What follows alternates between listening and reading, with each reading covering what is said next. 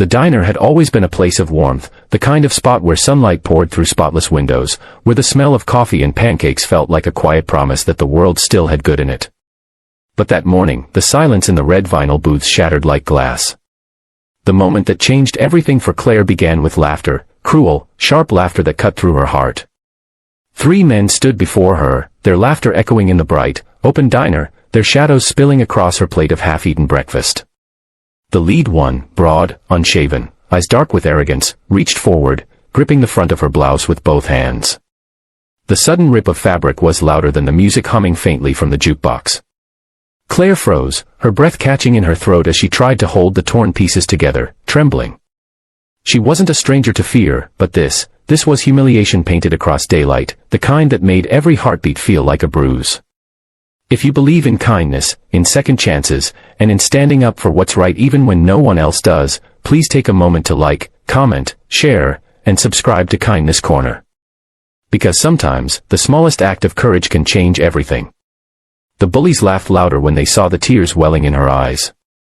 One of them, wearing a black leather jacket, leaned forward, his grin wide and cruel. Another slapped the table, sending her teacup rolling off the edge, spilling amber liquid across the polished floor. The air was thick with mockery and the sour scent of spilled tea. No one in the diner dared move, a few customers looked away, their guilt heavy but their fear heavier. Claire sat there, small and silent, clutching her torn shirt with shaking hands, praying for this moment to end. She wasn't just a random girl in a diner. She was someone's sister. She was the sister of someone who had once been feared, respected, and quietly misunderstood. Her brother, Mason, had always told her to be strong, to never let the world break her, but he wasn't here. He was supposed to be hundreds of miles away, on the road with his club, the Hells Angels.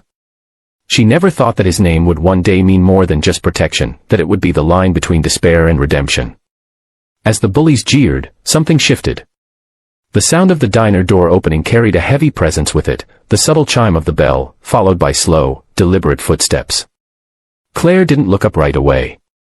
But everyone else did. Conversations halted. Forks hovered in midair. Sunlight poured in through the open doorway, framing 2 figures in leather vests marked with the unmistakable wings of the Hells Angels. The lead man's beard was streaked with gray, his eyes steady and sharp, and beside him walked a large bald man with a long, dark beard, both wearing the same black patches, the same aura of quiet power. They weren't rushing, they weren't shouting, they were just walking. Calmly. Purposefully.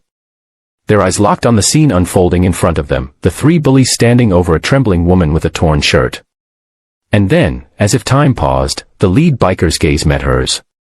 His face softened, a flicker of disbelief, then fire. Mason had never been a man of many words, but there was something about his silence that could shake the ground beneath people. He had spent years trying to protect his little sister from a world he knew too well, a world that took advantage of the kind, that mocked the gentle. But fate had strange ways of bringing people together again, and that morning, he walked in at the exact moment she needed him most. The bullies turned when they noticed the shift in the diner's air. They saw the patches. Their laughter died. The main one's grin faltered, replaced by a twitch of uncertainty. He released his grip on Claire's blouse, stepping back a little, his hands shaking without meaning to. One of his friends whispered something about getting out, but it was too late. Mason's steps were slow but deliberate, his boots echoing against the tiled floor. The large bald biker stayed behind him, folding his arms, his expression unreadable. Mason didn't need to say anything. His eyes said enough. The bullies felt it, the kind of quiet that carried the weight of storms. They stumbled over words, excuses spilling out, something about a misunderstanding, but the truth was already written in their faces. When Mason finally reached them, he didn't touch them. He simply stood there, towering, his eyes cutting straight through their guilt. The one who had torn Claire's blouse lowered his head, shame flooding his expression like a tide. The diner stayed silent, the kind of silence that grows when justice finally takes its breath. Mason turned to his sister, his voice low but steady as he told her to stand up, to come with him. She hesitated, still shaking, her eyes meeting his. And in that moment, something inside her broke, not from pain, but from relief. She had spent years thinking strength meant never needing anyone. But now, she realized that love, especially the kind that protects you, was strength too. Mason draped his leather jacket over her shoulders, shielding her from every staring eye, every whisper that dared to follow. He didn't need to fight, he didn't need to shout. His presence alone reminded everyone that kindness and protection could exist even in the toughest of hearts. When they stepped outside, the wind was cold and pure, carrying the smell of mountains and freedom. The world looked different, brighter somehow, even after what had happened. The bullies remained inside, silent, small, their laughter buried under the weight of their choices. Claire turned back once, her eyes still glistening, but this time, there was strength behind them. The kind of strength that comes from pain survived and love proven. They walked toward Mason's motorcycle, its chrome gleaming under the sun. For the first time in years, she felt safe, not because of who her brother was, but because of what he stood for. He wasn't just a biker, he was her family, her guardian, her proof that even in a world filled with cruelty, there were people who would still stand up for what's right. If this story touched your heart, please don't forget to like, share, and subscribe to Kindness Corner. We believe in the power of love, loyalty, and second chances, because sometimes, kindness comes riding in when the world least expects it. Before the ending, tell us in the comments, what would you have done if you saw this happen? Would you step forward, or stay silent?